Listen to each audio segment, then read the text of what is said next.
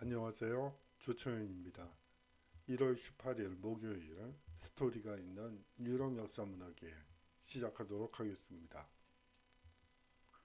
오늘은요, 이 프랑스의 수도인 파리를 중심으로 수업을 진행할까 합니다. 여기 에펠탑의 모습이 보이고요. 여기가 앵발리드입니다. 이 파리 시내는 한 5층에서 6층 규모의 빌라 형태로 이 모든 건축물들이 규제받고 있고요. 그런데 이쪽에 대형 빌딩들이 현대식 빌딩들이 자리 잡고 있네요. 여러분들이 궁금하실 것 같아요. 아니 어떻게 뭐 5층 규모로 규제를 한다고 하는데 뭐 여기는 어떻게 현대식 건물들이 즐비하죠? 예, 여기는 2차 세계대전 당시에 그야말로 폭격으로 인해서 폐허가 된 지역입니다. 뭐 물론 파리에 이제 문화유산들이 많다 보니까 이 폭격을 규제한 것 때문에 파리 시내는 그대로 유지가 됐는데 이 파리 외곽 지역을 중심으로 이 대대적인 폭격이 이루어지고 이 대부분의 경우가 군수용품 생산 기지였죠, 나치에.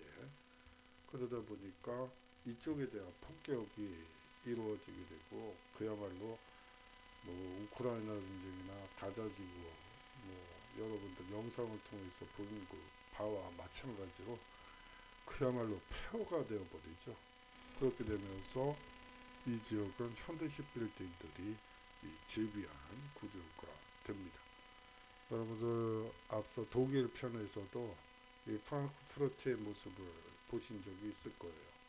어떻게 보면 현대식 건물이 유럽 지역에 있다는 얘기는 그 지역이 2차 세계대전 때 그냥 폭격으로 거의 폐허가 됐었다라고 이해하시면 될 것 같습니다. 예, 오늘 강의는요, 이 개선문으로부터 시작해서 샹젤리제 거리, 꽁꼬르드 광장, 뜰리리궁, 그리고 루브르 박물관, 노트르담 대성당, 몬마르트르까지 연결시켜서 보도록 하죠. 이 노트르담 대성당의 경우에는 뭐 화재로 이 소실이 된 부분이 있었죠. 화재가 벌어진 일어난 곳입니다. 예, 문화유산을 소중히 간직하는 게 얼마나 어려운가를 잘 보여주는 사례가 아니었나 하는 생각이 듭니다. 2002년이었나요? 그때 남대문 여기에서 불이 나가지고 청소됐던 그 아픈 기억이 되살아나기도 하고요. 예, 뭐 좀 노트르담 대성당 화재 사건은 뭐 정말 안타까운 일이라고 볼 수가 있습니다. 예, 오늘은요, 이 파리의 문화유산을 살펴본 뒤에 프랑스 혁명과 문화유산에 대한 얘기도 같이 곁들여서 얘기를 하겠습니다. 이 광장으로 본 다양한 기억들을 통해서 이게 앞서서 말씀드렸던 이 꽁꼬르드 광장은 우리말로 얘기를 하면 일치 혹은 화합의 광장이라고 이 꽁꼬르드라는 게 일치, 화합, 관용까지는 안 가지고 뭐 그런 단어라고 보시면 되고요. 이게 이전 시기에 처음에 만들어졌을 때는 루이 15세 광장, 이 루이 15세의 기마상이 서 있었기 때문에 그렇게 불렸고요. 그러다가 혁명이 일어나면서는 혁명광장으로 이름을 바꾸게 됩니다. 거기서 마리 앙뚜아네트와 루이 16세 단두대 처형이 이루어지고요. 그렇게 되면서 이 혁명광장이 계속해서 단두대 이 형을 내리는 집행장소로 쓰이다가 혁명이 끝난 뒤에 복고왕정이 들어서고 나서 이 이름을 혁명왕정에서 루이 16세관정으로 이름을 바꾸게 돼요. 예, 무엇을 기억할 것이냐를 두고도 이념적인 갈등이 명확하게 드러난다는 것을 알 수 있죠. 예를 들어서 우리나라의 경우에도 이제 제가 처음 강의 시작한 무렵이 2000년대 초반, 2002년 그 정도였었는데 이 공공학부부터 보면 이 한글 이름이 상당히 많았어요. 예, 학생들 출석부 이름을 부르다 보면 한송이 뭐부터 시작해서 온갖 한글 이름들이 한 거의 50% 이상을 차지할 정도로 많았었는데 지금 현재는 한자 베이스의 이름이 훨씬 더 많죠. 한글 이름이 오히려 귀해진 것 같아요. 한 클래스에 한 명이 요새는 거의 없는 것 같아요. 한글 이름으로 이름을 짓는 경우는. 예, 거기에는 또 그만한 이유가 있겠죠. 거기에는 또 나름의 이유가 있습니다. 예, 역사라는 것은 그런 차이가 나타났을 때 왜 그러한 현상이 일어나는지 그것을 밝히는 작업이라는 생각이 들어서 한번 군더더기 같은 얘기 좀 띄어나갔습니다. 예, 19세기 후반이 되면 이 프랑스 사람들이 이렇게 얘기를 해요. 이 벨 에포크라는 것은 우리말로 얘기를 하면 좋았던 시절, 참 그때 좋았지. 경기도 좋았고 참 정치 경제적으로도 안정되고 정말 그때가 좋았는데 그런 시대라고 볼 수가 있겠죠.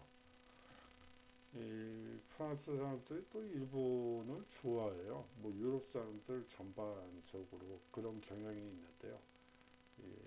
벚꽃 같은 거를 이제 심는다든지 해서 그런 일본 문화도 19세기 후반 그때는 일본 제국주의가 한참 전성기였기 때문에 이 러일 전쟁에서 승리하는 등 이 전성기였기 때문에 또 제2차 세계대전 승전국이기도 하죠.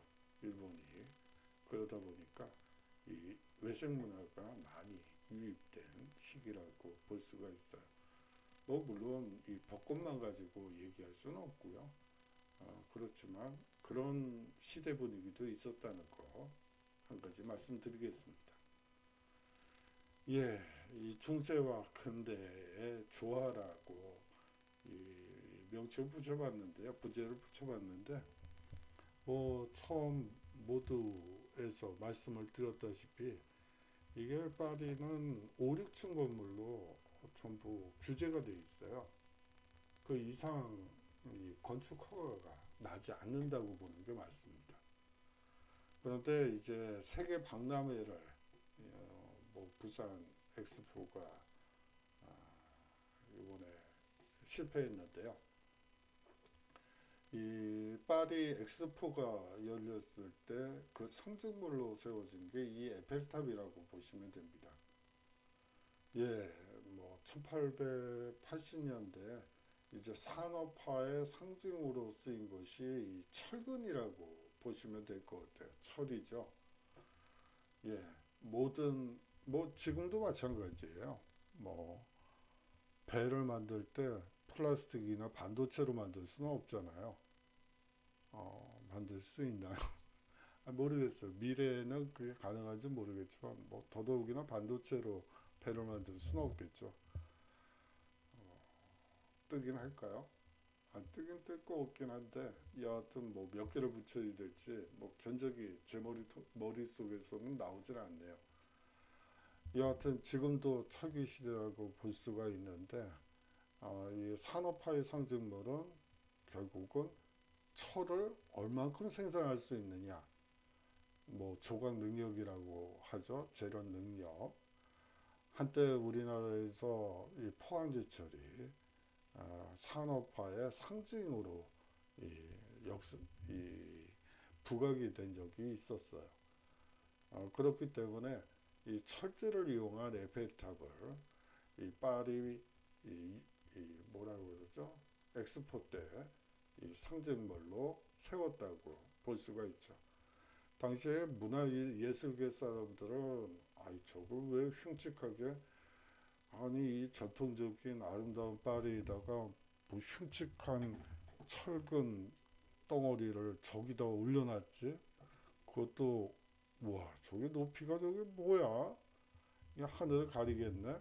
뭐 이런 식의 이 비아냥의 대상이 되었지만 지금은 파리를 상징하는 대표 문화유산이 되어버렸다고 볼 수가 있죠. 예, 이거는요, 이 메트로라고 하는데요.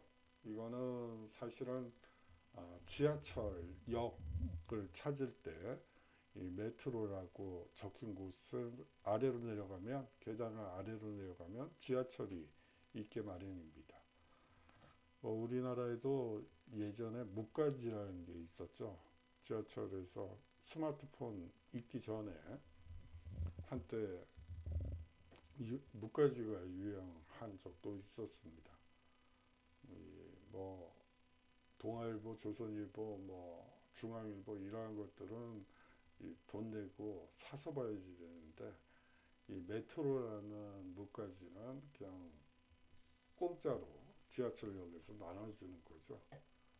그래서 많이 봤던 기억도 나는데요. 여하튼 이 메트로라고 적힌 곳은 아래로 내려가면 지하철이고요. 이 지하철을 잘만 활용하면 뭐 파리 시내 뭐 어디든지 뭐 그렇게 여행할 수 있는 것이고 이게 좋은 구간마다 가격이 좀 달라져요. 그런데 대신 뭐 하루 이틀 그 유료 통행권 뭐 우리 돈으로 한 10만 5만 원 10만 원 정도 되겠구나. 10만 원 정도면 뭐 한 이틀 3일 정도는 뭐 몇 번을 이용을 하던 상관없이 이용할 수 있는 이 뭐라고 할까요? 이 지하철 패스를 구입할 수 있죠. 예, 뭐 그뿐만이 아니고 유로 패스라고 해서 뭐 유럽 전역에 이 철도를 이용할 수 있는 이 뭐 특정 일정 금액을 내면 뭐 하루에 내지 한 달간 이 무료로 이용할 수 있는 무료는 아니고요. 뭐 그 가격이 있어요. 총 가격이 있는데 그걸 내면 자유롭게 이용할 수 있는 이 제도가 많이 있습니다. 여러분들이 그런 것도 다 조사해서 싼 가격으로 할 수 있으면 좋겠네요. 릭상부르크 정원의 오후에 피크닉에서 이 샹젤리제 거리의 밤까지 이 프랑스의 낭만적인 수도 파리는 이 소박함과 호화로움을 모두 경험할 수 있는 곳이기도 합니다. 이 고전과 현대가 조화를 이룬 도시이기도 하고요. 이 대표적인 랜드마크는 노트르담 대성당, 개선문 에펠탑이라고 할 수가 있습니다. 이 노트르담 대성당은 아까 화재 얘기하느라고 잠시 놓쳤습니다만 또 이 황제 즉위식이 이 나폴레옹 1세의 황제 즉위식이 열렸던 공간이기도 합니다.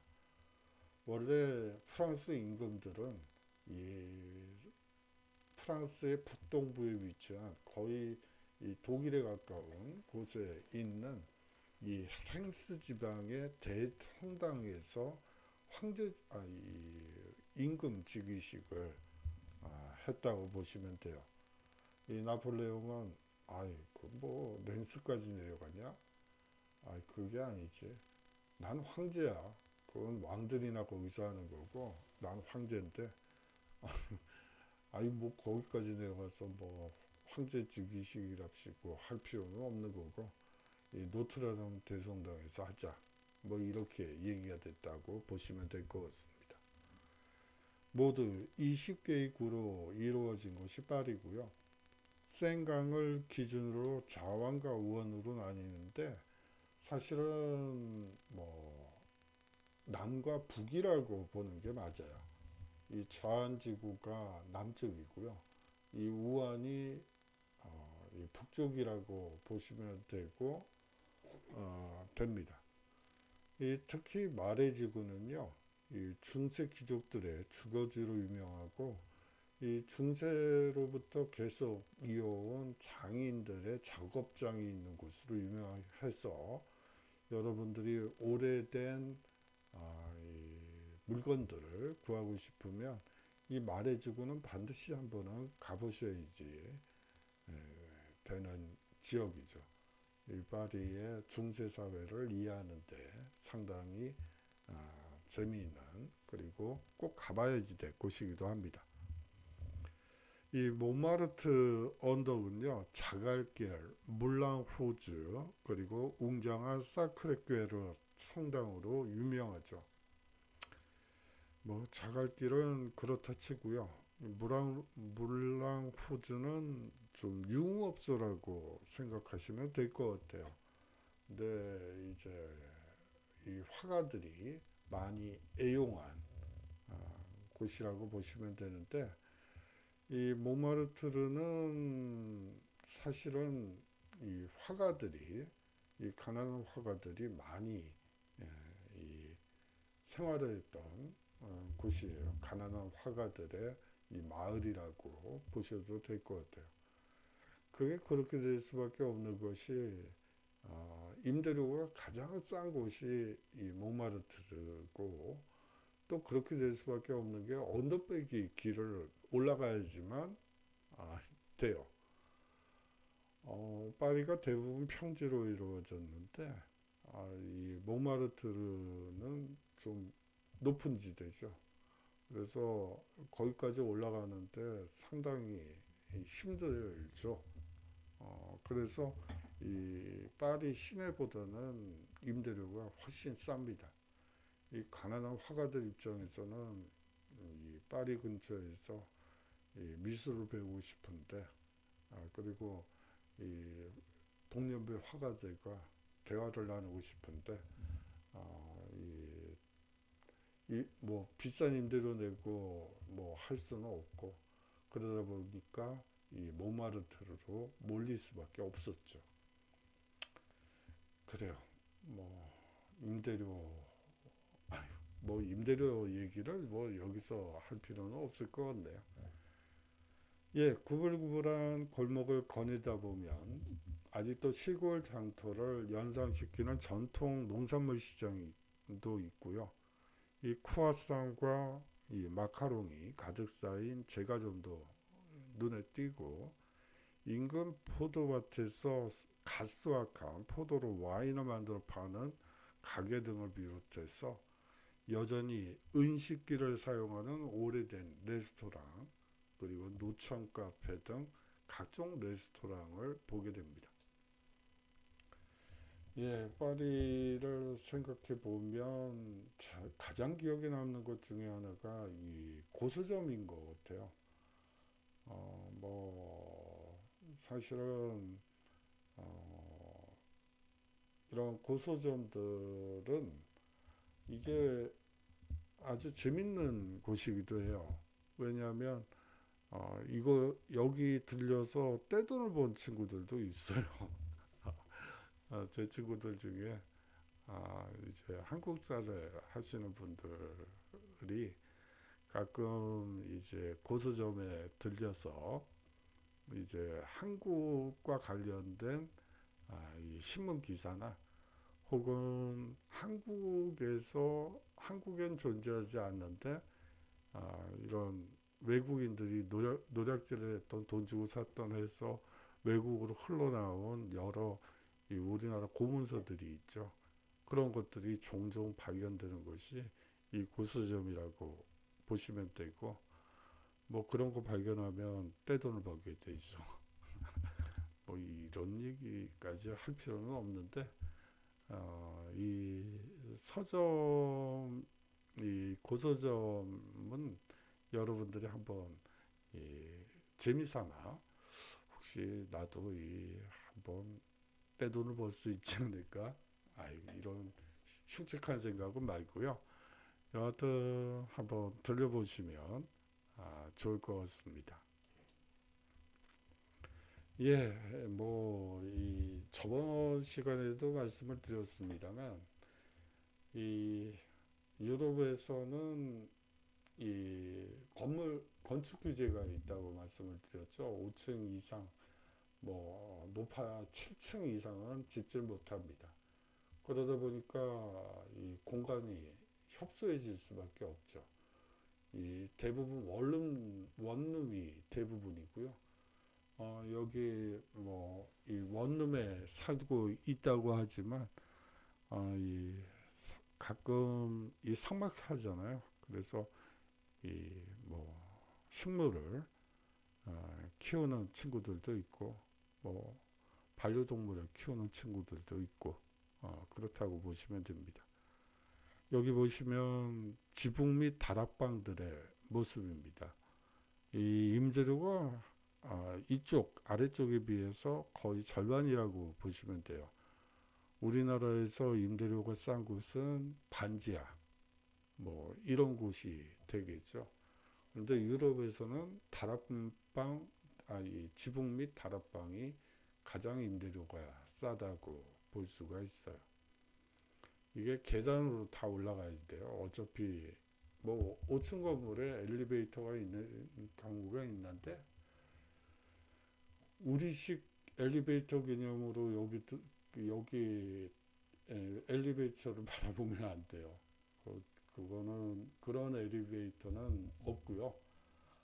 정말 옛날식 이건 뭐 골동품인가 하는 느낌이 드는 이 엘리베이터가 뭐 실제로 지금도 뭐 여러분들 19세기 20세기 초반 영화에서 나오는 그러한 엘리베이터 개념이 뭐 지금도 활용된다고 보시면 됩니다. 그래서 뭐 여기에 사는 친구들은 뭐 거의 계단을 거의 올라가야지 될 정도로 상당히 어려워요. 거기다 땡볕이 비치면 뭐 지열이 그대로 방 안으로 들어오고요. 아주 열악한 주거 환경을 가지고 있죠. 하지만 뭐 여기서 평생 살 것도 아니고 뭐 몇 개월 거주하겠다 그러면 뭐 이쪽도 상관은 없다고 그런 생각이 드네요. 옥새 미술관과 뽕피두 센터의 국립현대미술관 등 박물관과 미술관도 이 파리를 여행할 때 꼭 들려야 하는 공간 중에 하나입니다. 이 파리는 패션의 도시라고도 하는데 이 포브르, 생뚜누르 그리고 그 거리에는 이 랑방, 에르메스, 디올 등 명품 브랜드들 매장이 있기도 하죠. 그래요. 뭐 환장이란 말은 좀 심했다. 여하튼 뭐 있어요. 이 명품 거리가 샹젤리제 거리 일부 구간에 존재하죠. 이 샹젤리제의 가로수길을 거니며 라튀에의 이 마카롱을 맛보거나 메종 겔랑의 이 향수 매장을 둘러봐도 좋을 듯합니다. 예, 겔랑도 뭐 유명한 명품 브랜드라고 볼 수가 있죠. 예, 이것은 카페드 플로레의 모습인데요. 여기는 아주 재밌는 공간이에요.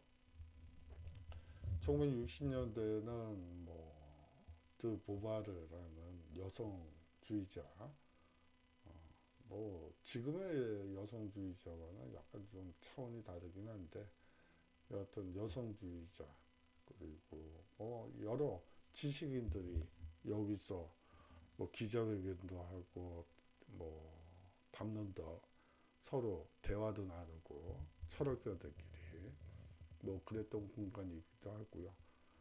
그 전 시기에 제2차 세계대전에는 여기가 소위 말해서 이 첩보원들, 레지스탕스들이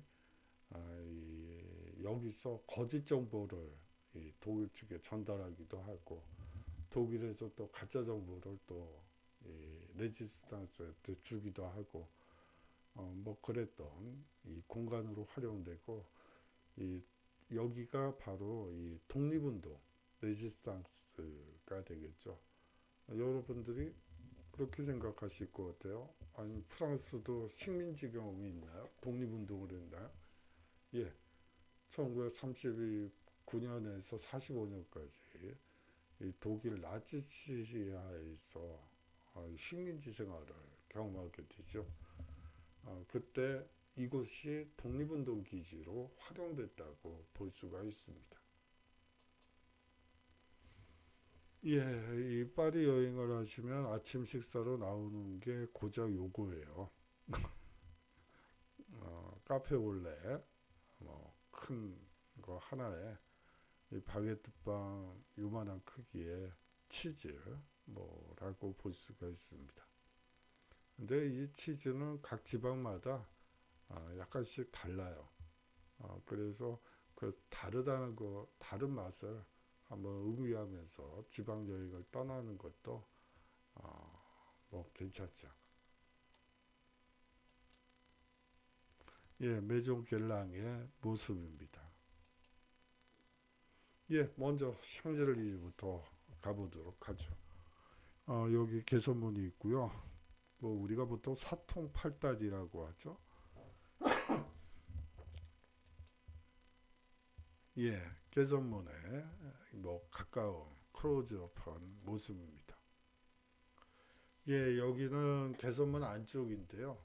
제1차 세계대전 이 무명용사 비라고 여러분들이 생각하시면 될 것 같아요.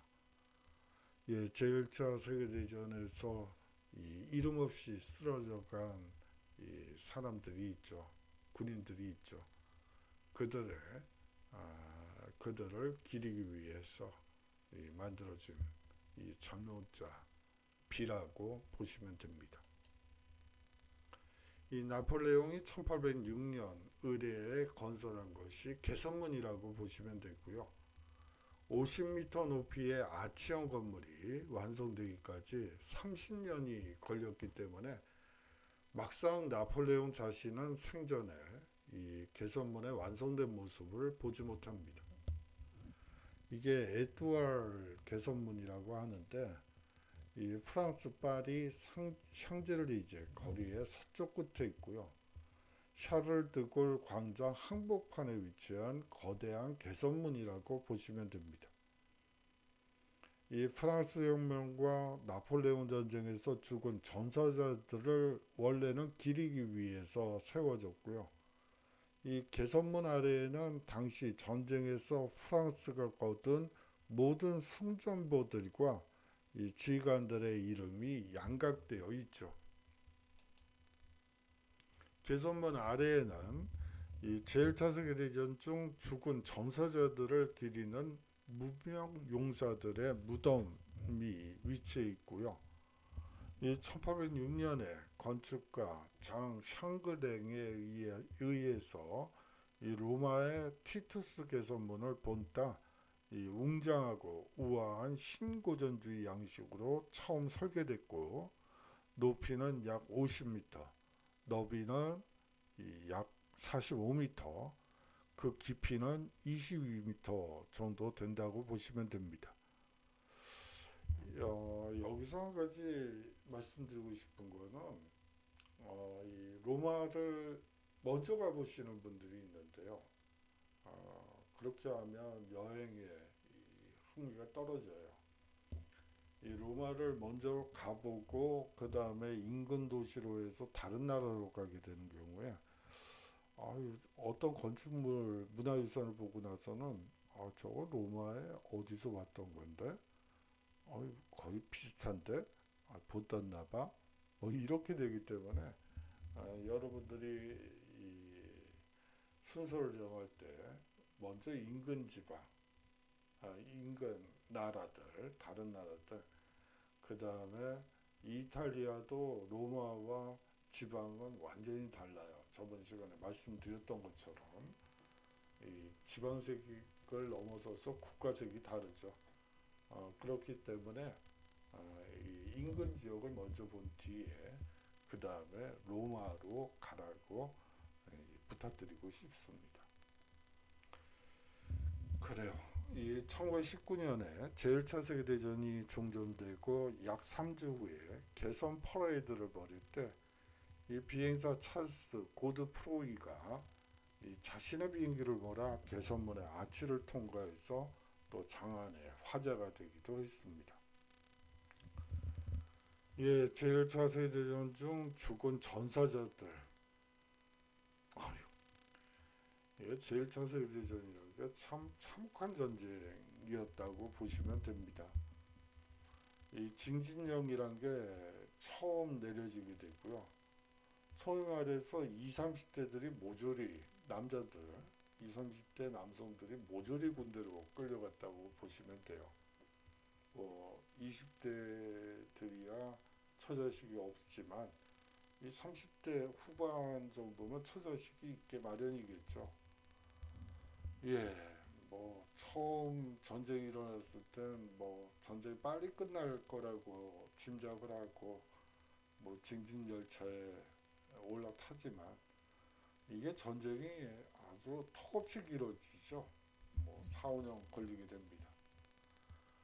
아휴, 거기다가 이 시기에 탱크부터 시작해서 전투기 뭐 물론 지금의 기준으로는 저 구닥다리 가지고 무슨 전쟁을 하지 뭐 그런 생각이 듭니다만 여하튼 제1차 세계대전 당시에는 최신식 병기라고 보시면 돼요. 거기다 잠수함은 아직은 아니고요. 거기다가 뭐 항공모함에 뭐 여러 가지 이 무기들이 등장하게 되죠. 거기다가 이제 독가스가 처음 이제 전쟁터에 등장하게 됩니다. 이게 가스전이 되게 되면서 방독면을 쓸 시간이 필요하잖아요. 그래서 만들어진 것이 참호라고 생각하시면 돼요. 저기 이제 그 화학전을 전개하는 경우에 이게 예전에는 뭐든지 좀 현대식으로는 구닥다리다 보니까 뭐 이 바람에 퍼지는 공기에 퍼지는 시간이 제법 걸리고 그렇기 때문에 그래도 방독면이라도 쓸 수 있는 시각이라도 벌려면 이 참호 속에 웅크리고 있는 게 낫죠.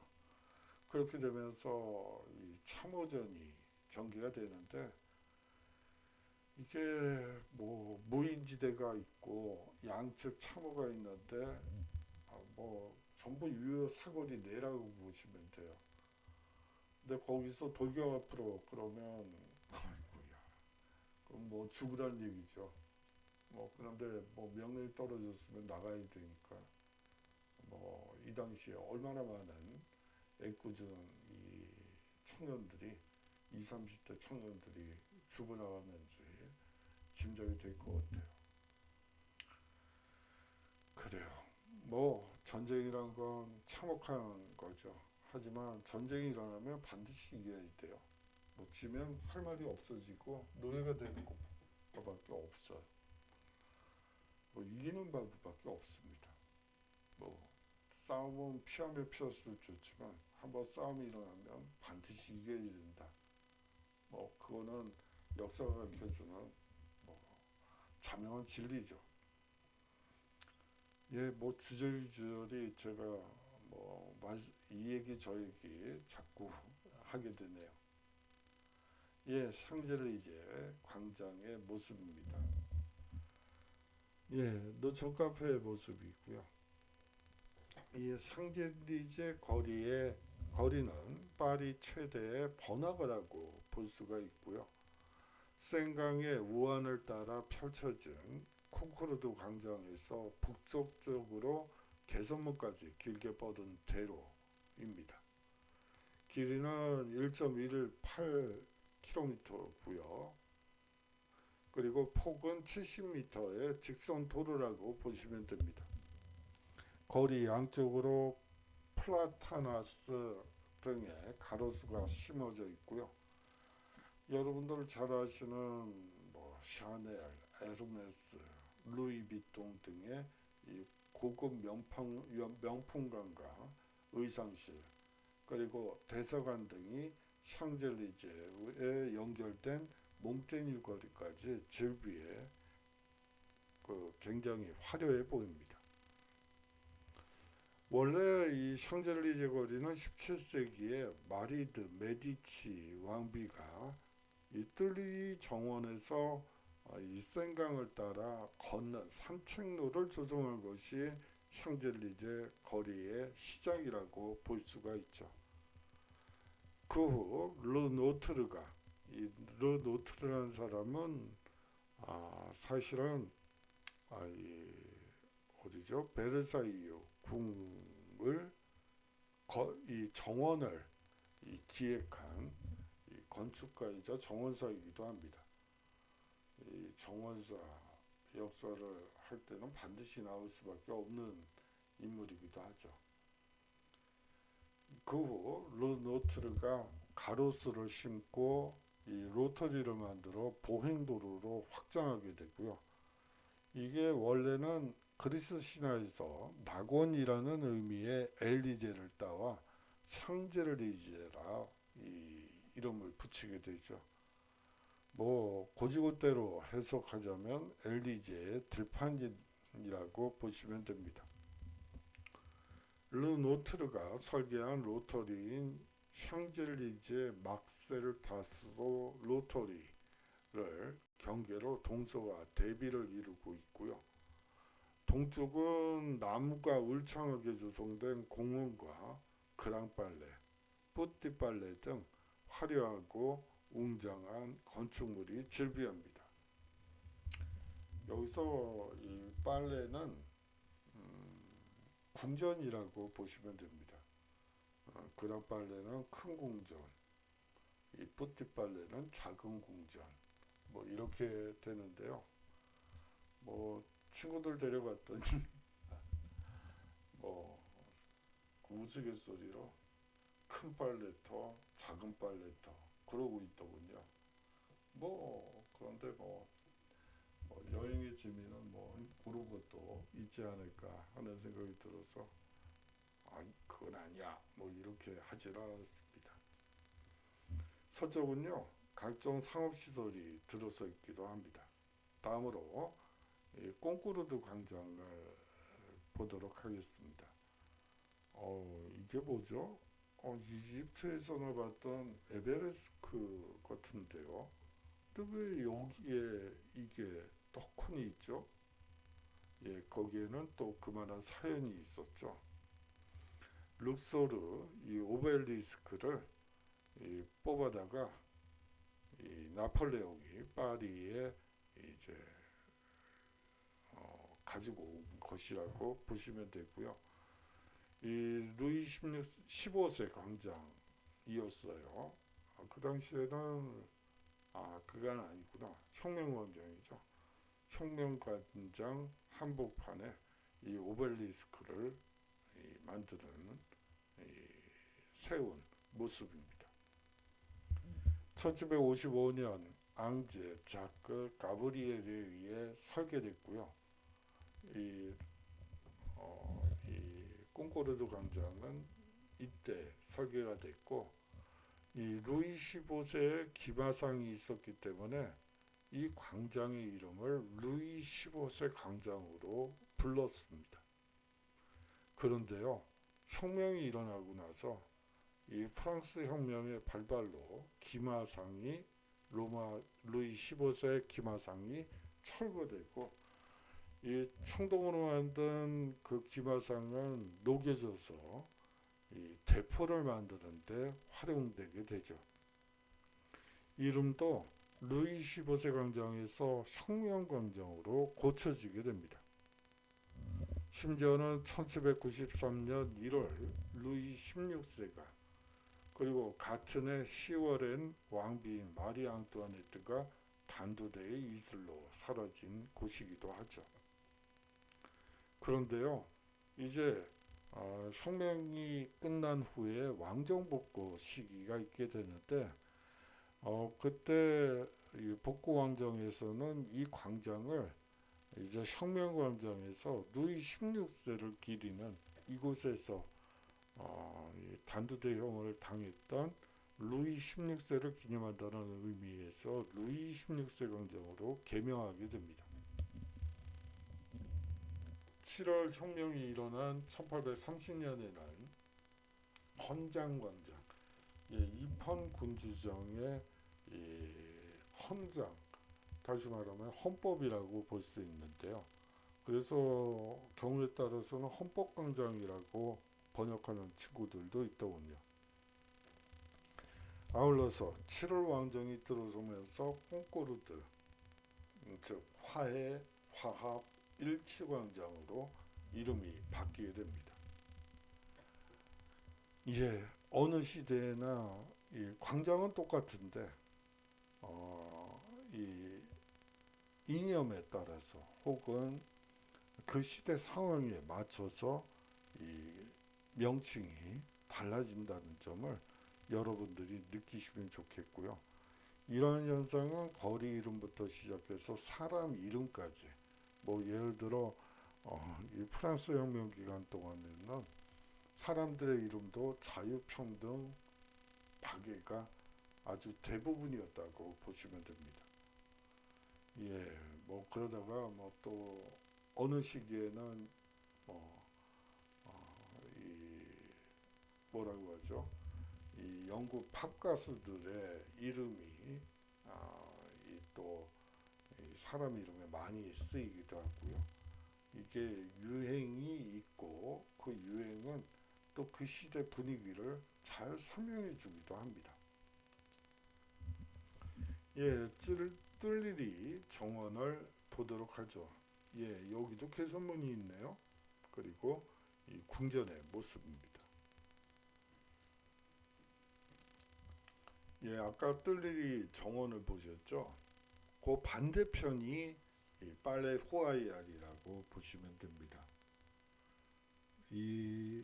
우리식으로 얘기하면 법궁이라고, 경복궁이라고 생각하시면 되고요. 여기에 보시면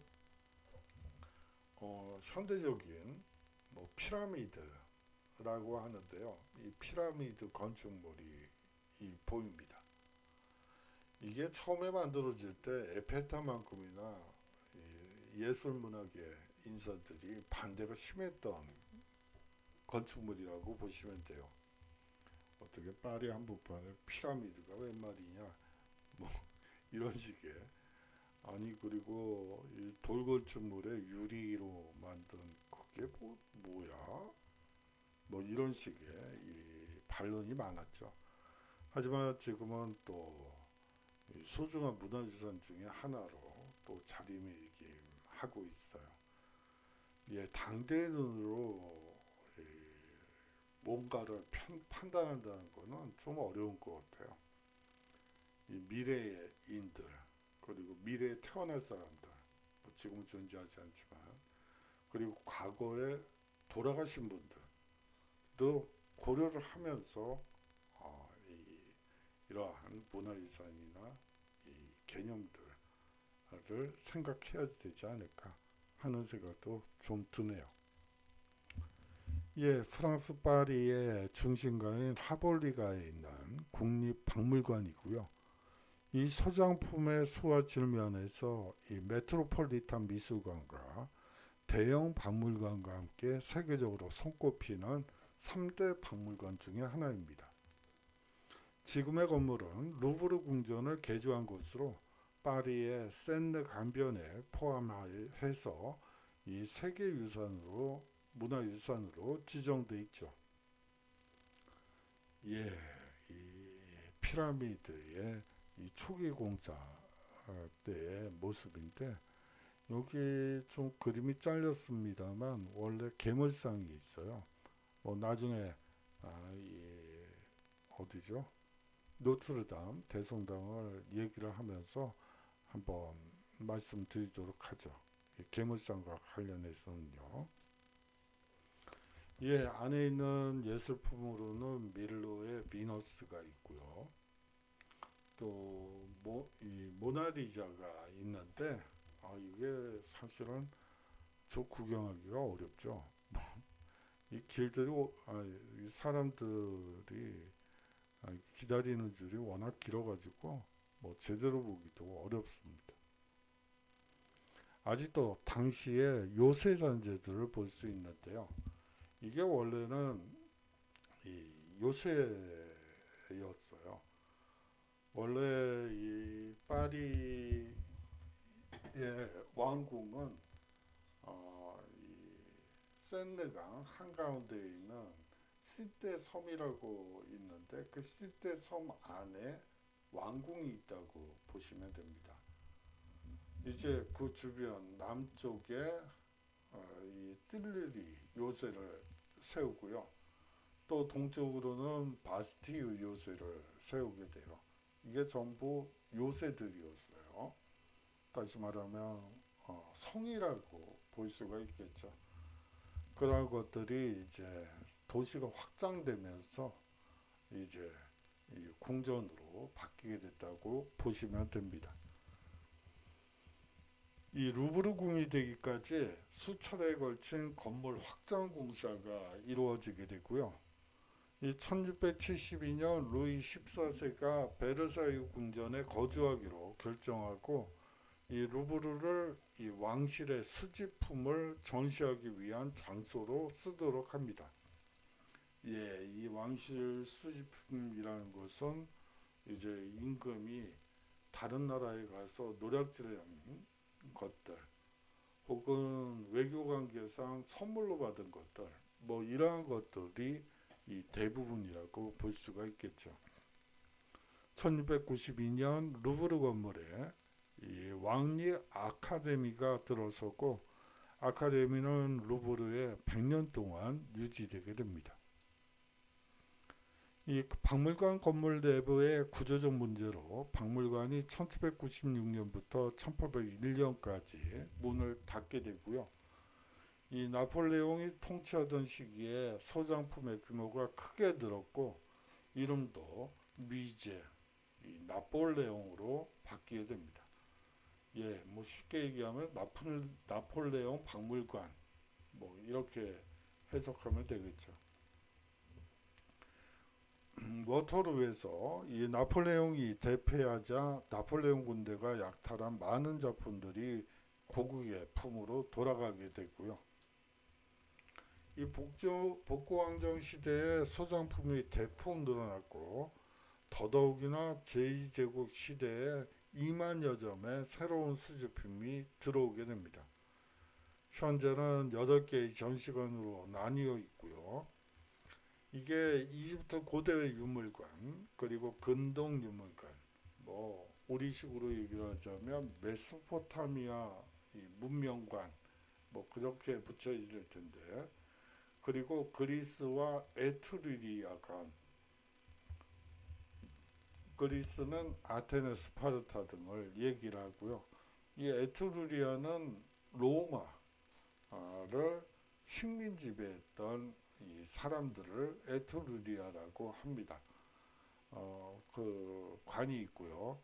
그 다음에 로마 유물관, 이슬람 미술관, 그리고 조각 전시관, 이 장식품 전시관, 회화관, 그리고 판화와 소묘관 등으로 이루어졌다고 보시면 됩니다. 예. 이 노트르담 대성당을 보겠는데요. 이 파리 이 세느강의 이 좌안이고 좌안에서 이제 후면을 본 모습이라고 보시면 됩니다. 이게 전부 불탔죠? 예, 그래요. 뭐 사실상 이곳은 여기가 이제 시대섬인데 시대섬은 뭐 여의도보다 훨씬 적다고 보시면 됩니다. 그 규모 자체가 뭐 센느강 한가운데라고 하지만 센느강이 이 큰 강이 아니기 때문에 뭐 사실은 아주 뭐 한 5, 600m 되나요? 폭이 뭐 한강에 비하면 절반도 안 되는 그런 폭이기 때문에 이 시대 섬 자체가 얼마 되지를 않아요. 거기에 원래 왕궁이 있었다라고 생각을 하시고 그 안에 이 부속 성당이 이 노트르담 대성당이다라고 이해하시면 되죠. 이 노트르담 대성당은 화재 발생이 있었고요. 지금 한참 복원 작업 중이고 뭐 거의 끝났다는 얘기도 들은 것 같습니다. 이 프랑스 파리의 시떼섬 동쪽에 있는 가톨릭 성당이고요. 이 파리 대교구의 주교자 성당이기도 합니다. 14세기에 완공된 고딕 양식 건축물의 대표작이기도 하죠. 이 노트르담 대성당에서는 앞서 얘기한 대로 나폴레옹 보나파르트의 이 대관식이 있기도 했고요. 이 빅토르 위고의 이 소설인 파리의 노트르담의 무대가 된 곳이기도 합니다. 이 유네스코 세계 문화유산이기도 하고요. 이게 파리의 센강 일대의 자연환경 및 그 주변 문화유산인 에펠탑, 루브르 박물관, 앵발리 등과 묶여서 이 유네스코 세계문화유산으로 등재되어 있죠. 예, 이 괴물상의 모습입니다. 예, 이게 이교도적인 모습을 이 가톨릭이 보여주는 대표적인 모습인데요.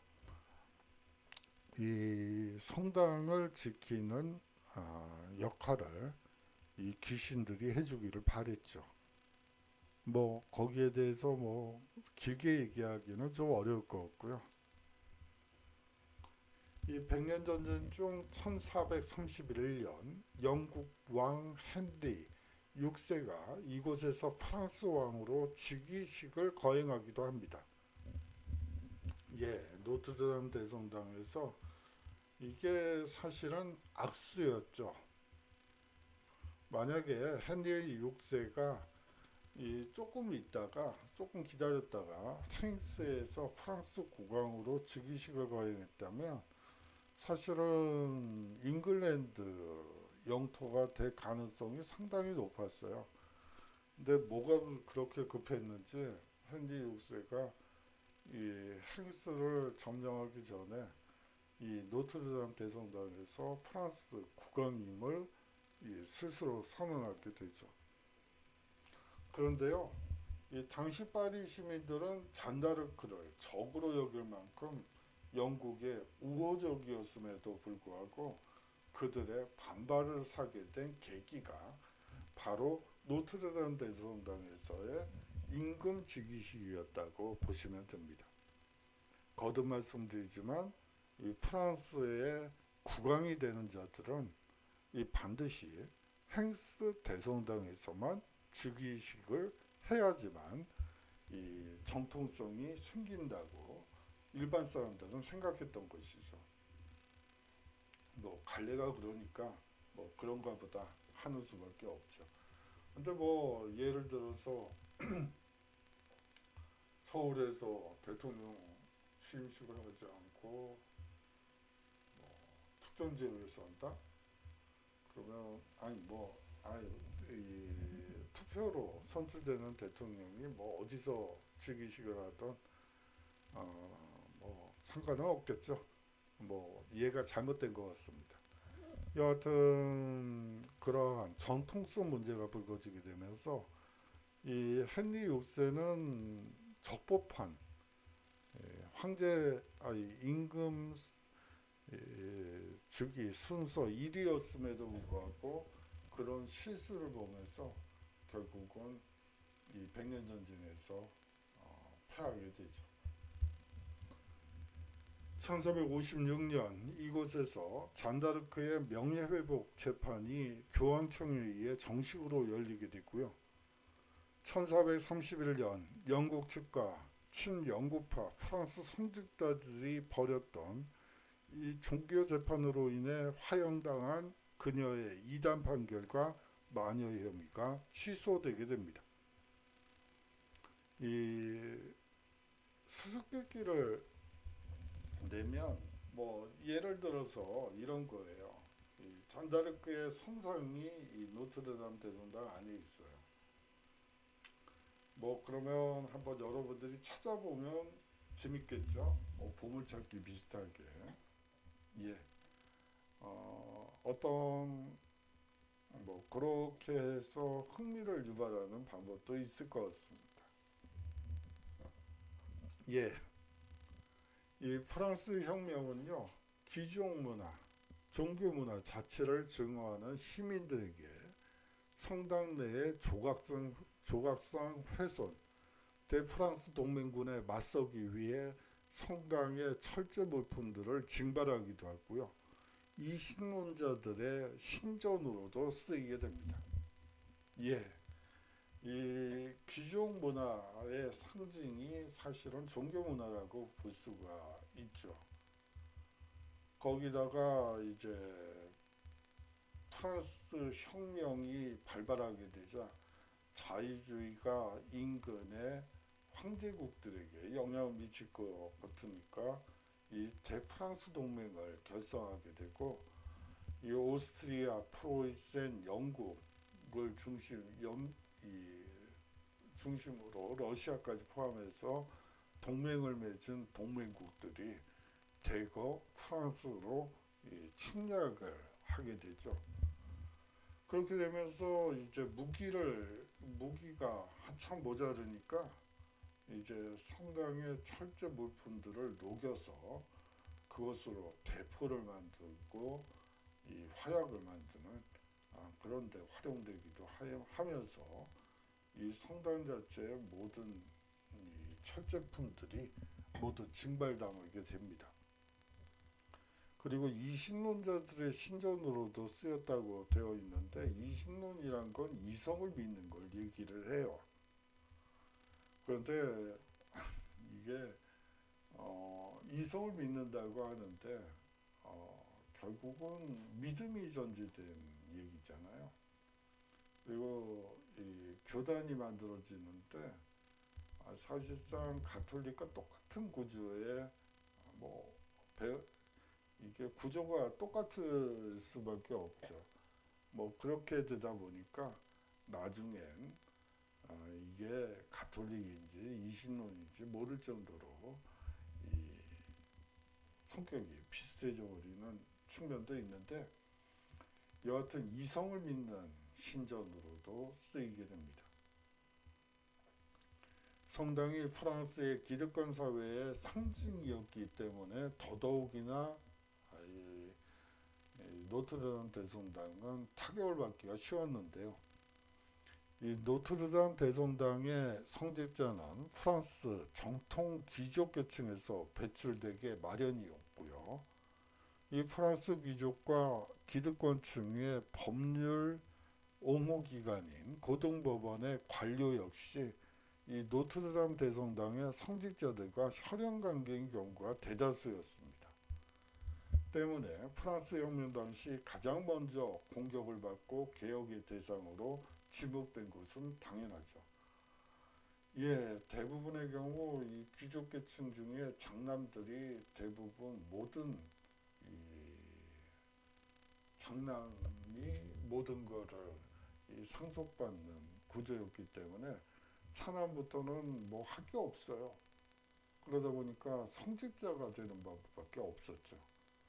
근데 이들도 귀족이었기 때문에 고위 사제로부터 처음부터 시작을 하게 돼요. 그 부분을 이해하면 이게 무슨 얘기인가 쉽게 이해할 수 있을 겁니다. 예, 에밀레 종의 모습이고요. 나폴레옹 전쟁을 거치면서 내부가 외양간으로도 쓰였고요. 예, 외양간으로 쓰였다고요? 뭐 소, 말똥, 양똥, 어이구야. 이를 안타깝게 여긴 빅토르 위고가 이 성당 훼손을 막으려고 쓴 소설이 바로 파리의 노트르담이었죠. 출간 후 건축가인 장 밥티스트 라쉬와 이 외젠 비올레르 디크에 의해 1845년부터 20년에 걸쳐 복원 작업이 있게 됩니다. 이 스테인드 글라스와 성상들, 중앙 첫 등이 이 시기에 복원된 대표적인 경우라고 볼 수가 있죠. 근데 이 스테인드 글라스가 지금 문제가 되고 있죠. 너무 현대식으로 만들어졌다. 중세에 고전적인 맛이 없다. 뭐 이런 기사들을 본 적이 있으실 거예요. 그렇지만 사실 엄밀한 의미에서 중세부터 만들어졌던 스테인드 글라스는 아니고요. 바로 이 1800년대 중반부에 이 복원된 대표적인 경우가 이 스테인드 글라스라고 여러분들 보시면 되고 이 100년 전 문화유산을 이제 화재로 소실당했기 때문에 뭐 현대식으로 복원하는 것도 뭐 그렇게 나쁘진 않은 것 같아요. 뭐 없는 건데. 그런데 약간 좀 오해 여지가 있게끔 이 보도가 나가는 것 같아서 그렇습니다. 이 빅토르 위고의 소설 파리의 노트르담을 통해 이 세계적으로 유명해진 노트르담 대성당이죠. 여기에는 13톤이 넘는 이 엠마뉘엘 종도 있고요. 이 13세기에 제작된 북쪽 창을 비롯한 세계의 오래된 스테인드 글라스 창과 인상적인 그랜드 오르간이 있습니다. 이 성당뿐만이 아니고요. 그 지하에 또 흥미진진한 세상이 펼쳐지죠. 노트르담 지하 79m 지점에는 으스스한 이 고대 지하실이 있고요. 이 여기에는 로마 시대 파리를 가리키는 이름인 리테스의 유물 등 대단히 흥미로운 갈로 로만 시대 유물이 있습니다. 예, 다음으로 몬마르트르를 보도록 하겠는데요. 뭐 초반부에 말씀드린 것처럼 지대가 상당히 높다고 보시면 됩니다. 예, 여기 사케르 대성당이 있는데요. 이곳은 사실은 보불 전쟁, 프랑스 프로이센 전쟁에서 패배한 프랑스인들이 울분이 대단하겠죠. 우리가 어쩌다가 프로이센에게 져가지고 독일한테 져가지고 이거 안 되겠는데 그 언젠가는 오연수를 갖겠다. 오연수를 좀 그렇긴 한데 뭐 그렇다는 마음을 담아서 만들어진 성당이 이 성당이라고 보시면 됩니다. 예, 이 안에 모습이고요. 예, 사크레 꾀르 성당의 대표적인 전면 모습입니다. 이 사크레 꾀르 성당으로 유명한 이곳은 세계에서 가장 위대한 예술가들이 살았던 시절의 모습을 그대로 간직하고 있습니다. 원래 파리 외곽에 위치한 몽마르트르는요. 이 19세기 중반 툴루즈, 로트렉, 모네, 피카소, 방고, 피카소까지 포함해서 많은 예술가들이 창조적 활동을 위한 안식처로 자리매김했었죠. 이 유명한 예술가들이 자주 찾던 수많은 곳들이 지금도 그대로 보존되어 있습니다. 이 몽마르트르 박물관은 르아누르그가 살면서 이 작업을 했던 곳으로 지금은 원고, 편지, 포스터, 사진, 고고한 유물 등이 전시되어 있죠. 초기에 말씀드린 것처럼 사실 이 몽마르트르 지역은 이 높은 고지대라고, 뭐 그렇게 높은 곳은 아닌데요. 뭐 남산보다도 낮다고 보시면 되는데, 뭐 여하튼 이 파리에서는 여하튼 고지대라고 보시면 되고, 이게 파리 외곽 지역이에요. 그러다 보니까 이 임대료가 상당히 쌌습니다. 다른 곳에 파리 중앙부에 거의 절반값, 뭐 그 정도라고 보시면 되고요. 그렇기 때문에 젊은 예술가들이, 이 가난한 젊은 예술가들이 그곳에서 이 창조 활동을 하면서 또 이 시대 분위기를 같이 얘기하는 그런 공간으로 됐었죠. 이 툴루즈 로트렉과 관련된 영화도 있었어요. 뭐 꽤 오래된 것 같은데요. 근데 프랑스 영화들이라는 게 좀 흥미진진한 면이 없어가지고 좀 정서가 우리랑 다른 것 같아요. 그래서 프랑스 영화 중에 우리나라에서 히트를 친 게 별로 없죠. 마리 끼리에 대한 영화도 그때 있었는데 그거 역시도 별 볼일 없었던 기억이 나네요. 마리 끼리 뭐 이 시대랑 똑같은 시대니까 얘기를 하면 뭐 잠시 옆으로 세보죠. 이 마리 끼리가 실험을 하는데요. 그 실험실이라는 게 참 열악하더라고요. 뭐 교실, 우리가 쓰는 교실 있잖아요. 거기에 4분의 1도 안 되는 공간에 뭐 비커 몇 개, 뭐 실험 도구 몇 개 놔두고요. 뭐 방호복 같은 것도 안 입고 그냥 가운 하나 걸치고 그냥 실험을 하더군요. 방사능 실험을 하는데.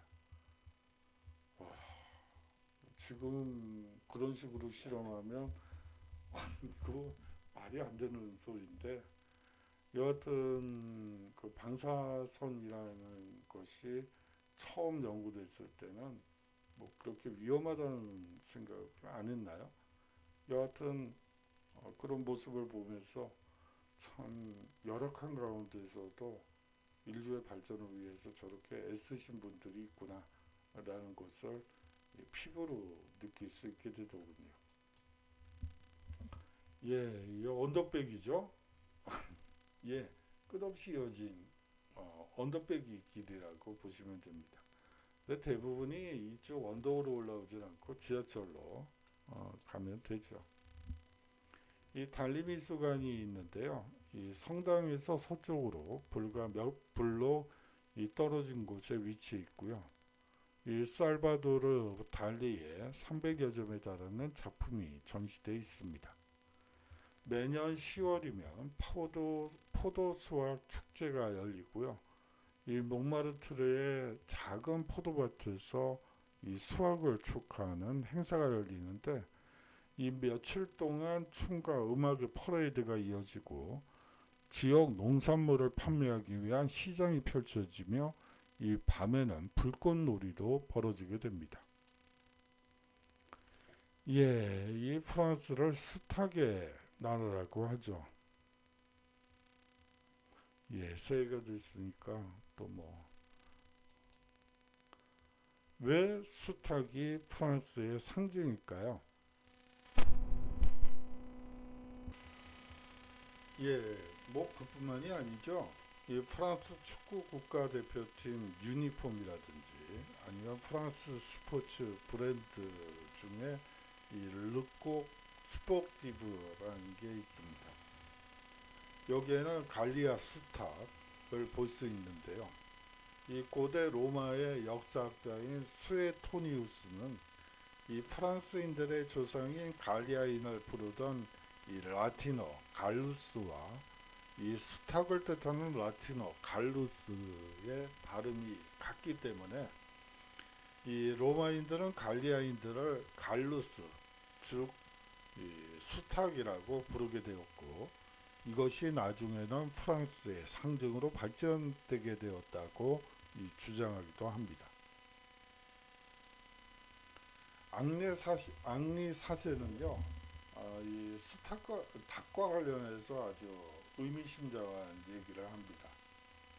이 위구노 전쟁이라는 종교를 종식시켰던 이 앙리 사제는 이 34년간 이어진 종교 전쟁으로 사분오열된 폴란기의 프랑스를 수습하고 근대 국가로 도약하는 기반을 닦은 부르봉 왕가의 시조이고요. 근데 이 사람은 다음과 같이 기원을 합니다. 백성들이 종교의 속박에서 벗어나 자유롭고 풍요롭게 살기를 염원한 그는, 하느님은 이 내 왕국의 모든 국민들이 일요일이면 닭고기를 먹기를 원하신다고 약속했고, 자신은 그 약속을 지킬 것이라고 얘기를 하죠.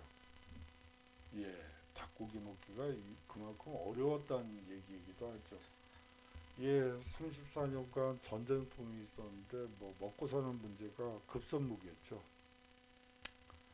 예, 참 전쟁이란 거 안 일어나면 좋은데, 뭐 거듭 말씀드리지만 일어나면 반드시 이겨야지 돼요. 이 고대에는 로마인들이 갈리아족의 땅이라는 뜻으로 갈리아라 불렀고요.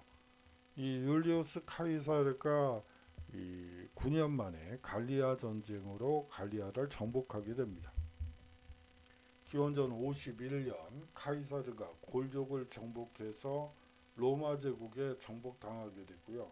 로마의 문화를 받아들여 이 골족들은 급격한 문화적 발전을 이루게 되죠.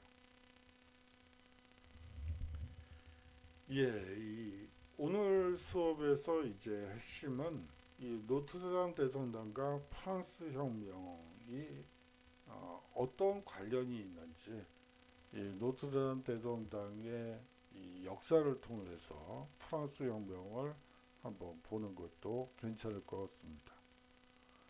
예, 다음으로는 광장으로 본 기억의 다양성인데요. 예, 이름이 자꾸 변해요. 뭐 혁명광장에서 루이 15세 광장, 16세 광장, 헌장 광장, 뭐 자유와 일치, 뭐 어쩌고 저쩌고 뭐 이런 식으로 계속해서 변화되죠. 그거는 기억이 이제 어떤 기억을 더 소중하게 여길 것이냐, 어떤 정치 집단이 어떤 기억, 이 다양한 역사가 존재하죠. 그 역사 중에 어디에 방점을 두겠느냐를 결정하는 데서 비롯됐다고 보시면 되겠고요. 예, 몽마르트르가 예술의 중심지가 된 사연, 뭐 아까도 말씀드렸지만 결국은 임대료가 가장 싸다. 이 가난한 예술가들이 뭐 예전에 저희 때는 환쟁이라는 말도 종종 들었어요. 이 하찮은 직업으로 생각하죠. 이 굶어 죽이기, 처절식 굶어 죽이기 제일 알맞은 직업이 이 환쟁이라는 그런 얘기도 아마 할머니 할아버지들 그리고 부모님들도 아마 잘 아실 거예요. 뭐 시대가 달라지면 뭐 직업에 대한 것도 인식도 달라진다는 것을 여러분들이 느끼시면 될 것 같습니다. 예, 장시간 동안 수업 들어주셔서 감사하고요. 여러분들